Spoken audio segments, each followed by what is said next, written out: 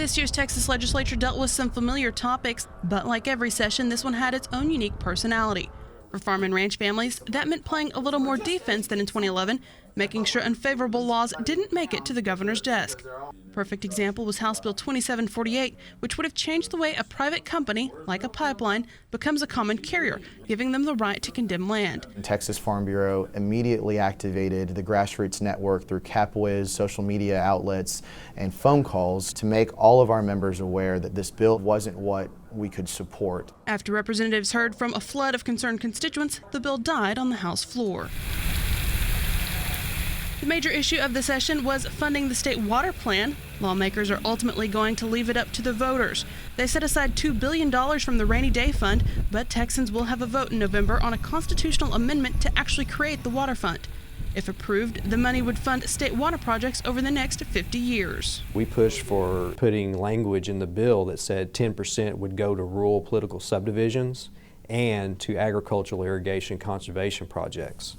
And then there was 20% set aside for conservation, and we made sure that agricultural water conservation projects qualify as well.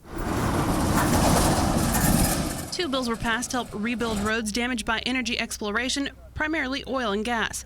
The Transportation Infrastructure Fund was created by lawmakers and filled with $225 million. To get the money, counties must create a County Energy Transportation Reinvestment Zone with local county commissioners. Then they impose a tax increment to fund the account. If they meet certain requirements, then they can receive matching funds from the state for repairs. House Bill 3509 would change the way Texas deals with endangered species. The new law would create an Endangered Species Task Force made up of 4 statewide elected officials and 5 agency heads. That task force will look at each one of the species, which agencies have the most resources on the ground, and designate the appropriate agency to take that on.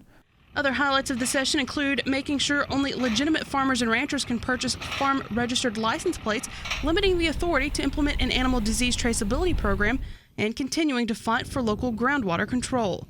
Also, HB 2312 established a system for a statewide beef checkoff program. Cattle ranchers will decide its fate via a referendum.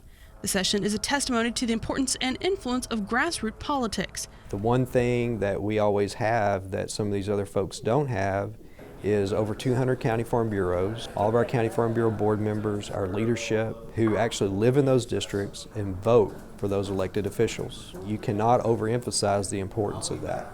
For TFB News, Jessica Domel, Austin.